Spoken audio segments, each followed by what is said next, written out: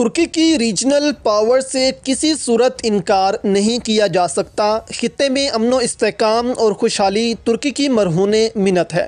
فرانسیسی تاریخ دان انقرہ کے سینٹر فار یوریشین اسٹڈیز کے سینئر ریسرچر نے اپنی ایک حالیہ رپورٹ میں کہی۔ انہوں نے آرمینیا اور ترک فرانس تعلقات پر ایک تحقیقی رپورٹ جاری کی ہے۔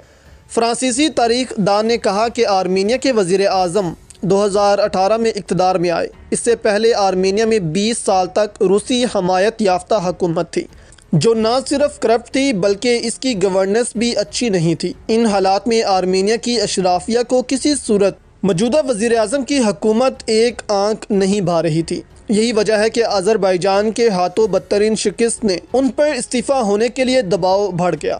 آرمینیا کی اکثریت موجودہ حکومت کو آذربائیجان کے ہاتھوں شکست کا ذمہ دار سمجھتی ہے، کیونکہ 30 سال سے جس علاقے پر آرمینیا نے قبضہ کیا ہوا تھا وہ اس کے ہاتھ سے نکل گیا۔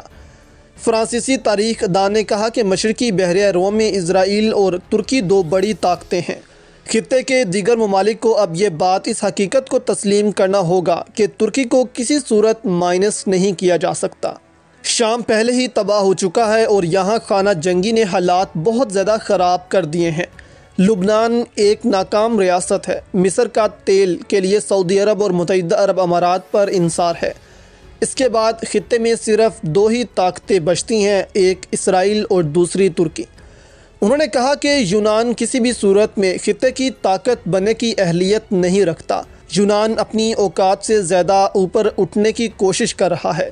اس کی معیشت زوال پذیر ہے۔ یونان میں نہ تو دفاعی صنعت ہے اور نہ ہی ٹیکنالوجی۔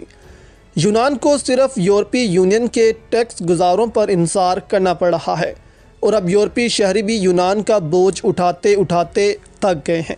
دوسری طرف ترک معیشت گو کہ ابھی بہت اچھی نہیں چل رہی، لیکن اس کا صنعتی اور برآمدی شعبے کی کارکردگی بہت بہتر ہے۔ ترکی کی دفاعی اور انفارمیشن ٹیکنالوجی کی صنعت انتہائی مضبوط ہے۔ یہی وجہ ہے کہ یورپ اور مغربی ممالک یونان سے زیادہ ترکی کو اہمیت دیتے ہیں۔ یہی کچھ فرانس کے ساتھ بھی ہو رہا ہے۔ ترکی کے ساتھ شدید اختلافات کے باوجود ترکی کے ساتھ اسے تعلقات بہتر بنانے ہی ہوتے ہیں۔ انہوں نے کہا کہ متحدہ عرب امارات کی فنڈنگ سے مغربی ممالک میں ترکی کی ساکھ کو نقصان پہنچایا جا رہا ہے، لیکن یہ ممالک کامیاب نہیں ہوں گے۔